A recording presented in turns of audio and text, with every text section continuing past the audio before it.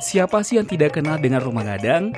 Rumah adat asal Sumatera Barat ini merupakan salah satu rumah tradisional yang paling terkenal di Indonesia. Dan bahkan hingga mancanegara loh teman. Bentuknya yang megah, unik dan penuh dengan simbol budaya menjadikan rumah gadang sebagai salah satu sumber kebanggaan budaya Indonesia. Dan toka teman, pembuatannya pun tidak bisa sembarangan loh. Rumah adat ini ternyata memiliki banyak sebutan lain. Selain rumah gadang juga dikenal sebagai sebutan lain oleh masyarakat Minangkabau, yaitu rumah Bagonjong dan rumah Baanjuang. Nah, semua nama itu adalah nama yang sama untuk merujuk pada rumah tradisional adat Minangkabau di Sumatera Barat. Dan sebagai orang Minangkabau, kita wajib tahu tentang seluk-beluk dan fakta dari rumah gadang. Nah, di video kali ini kita bakal bahas loh tentang fakta menarik rumah gadang. Makanya tonton videonya sampai habis ya. Dan jangan di skip-skip. Dan selamat datang di akun channel YouTube Kreatif Hamdi.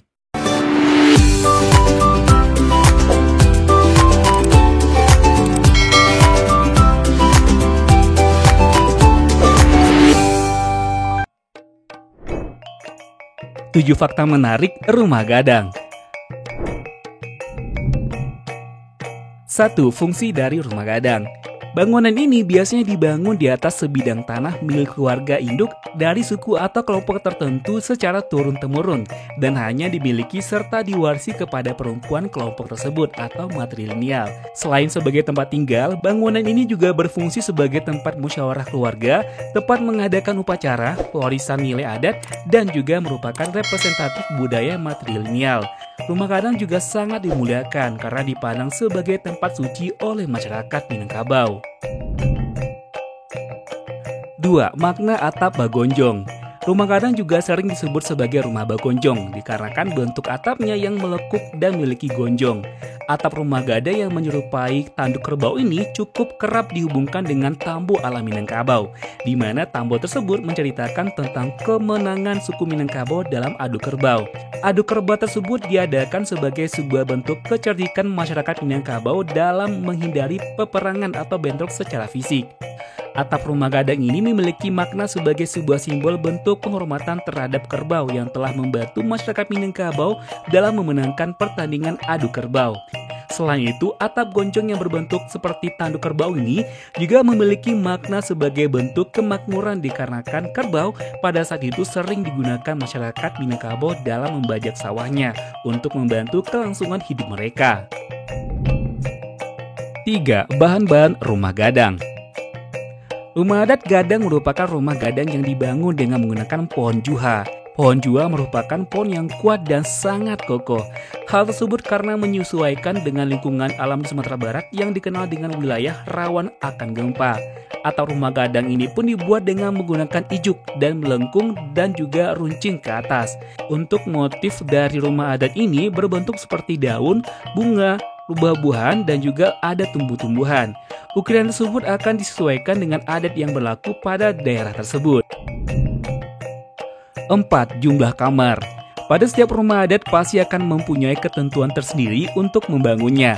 Begitu pula dengan rumah gadang yang dipergunakan sebagai tempat tinggal juga mempunyai ketentuan dalam menentukan jumlah kamarnya. Jumlah kamar dari rumah adat rumah gadang bergantung pada jumlah perempuan yang tinggal dalam rumah tersebut.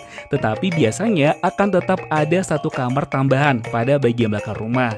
Kamar tambahan tersebut biasanya dikhususkan untuk para orang tua yang lanjut usia dan juga anak gadis. Sedangkan untuk para penghuni laki-laki biasanya akan tidur pada bagian luar.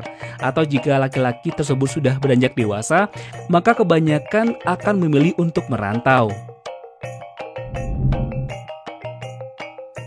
5. Tiang rumah. Rumah gadang mempunyai tiang yang bertumpu pada atas batu datar yang kuat dan juga lebar.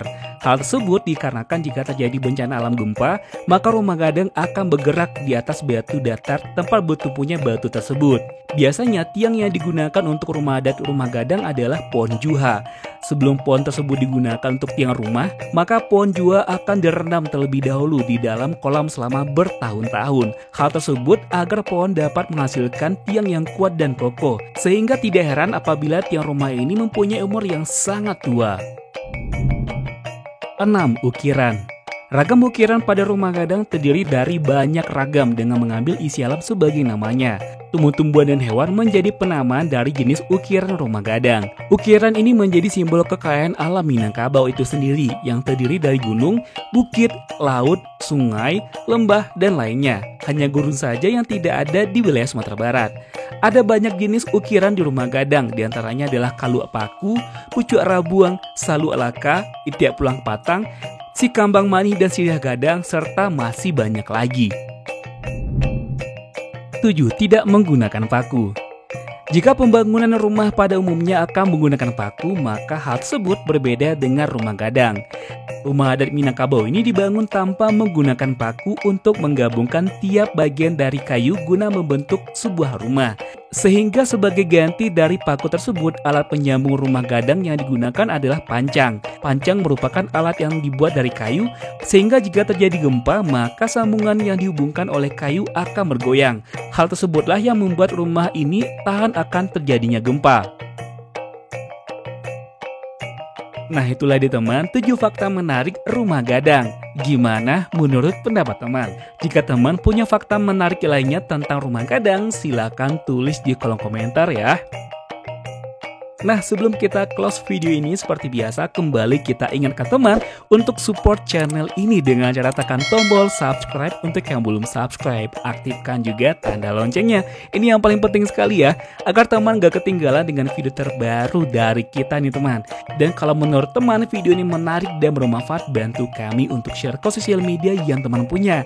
Apakah itu Facebook, grup-grup WhatsApp, atau sosial media lainnya yang teman punya. Agar channel ini bisa semakin berkembang, dan pembahasan kita tentang Sumatera Barat ataupun Minangkabau akan lebih semakin luas lagi.